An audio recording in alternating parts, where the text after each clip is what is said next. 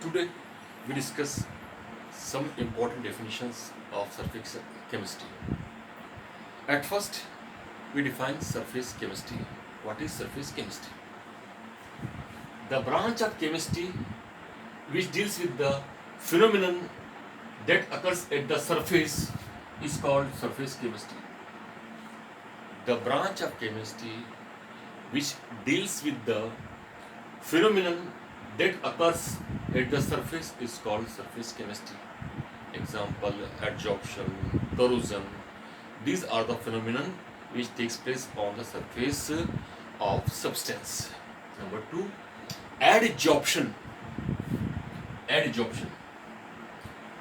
The phenomena of higher concentration of gases or liquid at the surface of solid than in the bulk is known as adsorption.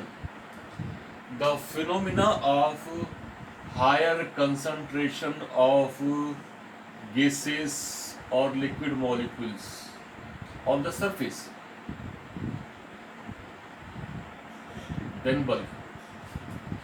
किसी ठोस की सतह पर gas या द्रव के अणुओं की सांद्रता स्थूल की तुलना में अधिक होती है, उसे हम अधिशोषण एडजॉर्प्शन कहते हैं। जैसे हम मुंह धोने के बाद में वहाँ पाउडर लगा लेते हैं तो वहाँ पर पाउडर की सांद्रता अधिक होती है, तो जो हमारा फेस है वो सरफेस कहलाता है। Adsorbate,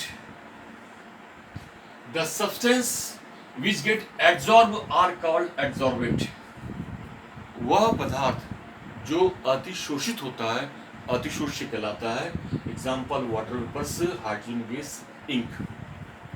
adsorbent, the surface of solid on which adsorption takes place is called adsorbent. Example, silica gel, acrylic charcoal, aluminum gel, soil. अधिशोषण, वह पदार्थ जिसकी सतह पर अधिशोषण की घटना होती है उसे हम अधिशोषण कहते हैं। एग्जाम्पल, ये ब्रेड है, इस ब्रेड पर हमने मक्खन लगा कर रखा है, तो ब्रेड को हम कहेंगे एडजॉर्बेंट और मक्खन कहलाएगा एडजॉर्बेट, और यह फिनोमिना कहलाएगा हमारे पास में adsorption. The phenomena of higher concentration of gases और liquid molecules on the surface of solid than bulk is called adsorption. तो here we discuss adsorption, adsorbate, adsorbent. Now use absorption. The particles of gas or liquid are equally distributed throughout the bulk. It is a bulk phenomenon.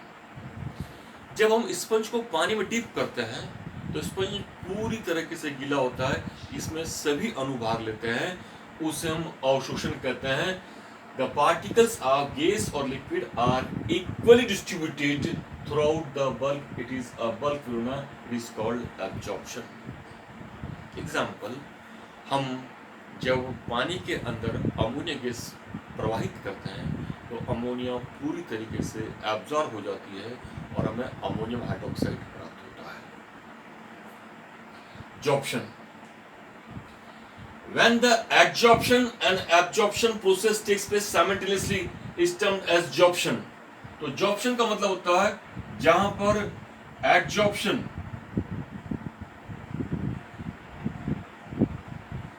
और absorption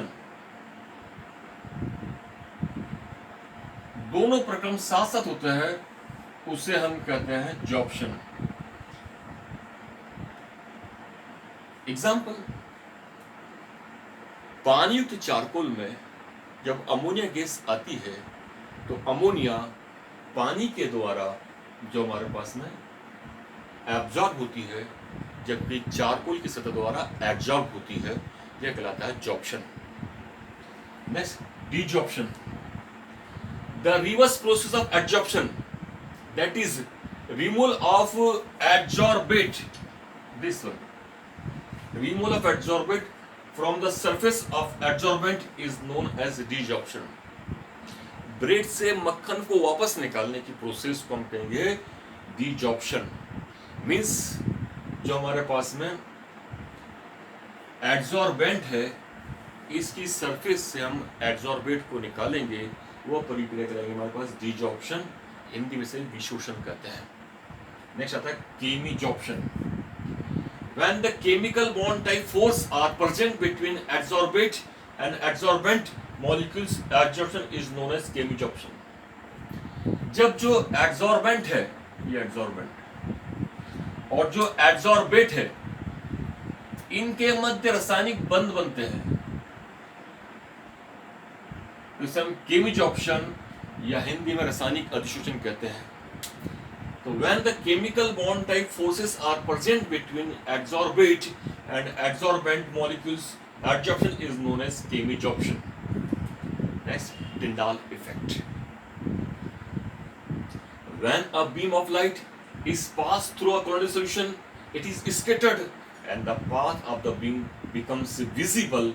This is known as Tyndall effect. यहाँ हम इसको diagram द्वारा समझेंगे। This is the colloidal solution. When we pass a beam of light, then it is scattered by colloidal particles and its path become visible. तो यहाँ हमको bright Tyndall कोन मिलता है, चूंकि इसकी सृष्टि टिंडाल ने की थी, इसलिए इसको हम कहते हैं टिंडाल इफेक्ट। एक बार पुनः समझाते हैं, repeat again. When a beam of light is passed through a colloidal solution, it is scattered and the path of the beam becomes visible. This is known as Tyndall effect, and this angle is known as Tyndall cone. Next, coagulation. The conversion of sol particles into precipitate form is known as coagulation. Sol का PPT के form में नीचे बढ़ जाना कहलाता है coagulation. So these are the 10 definitions today we study. Just you go through it and remember these 10 definitions.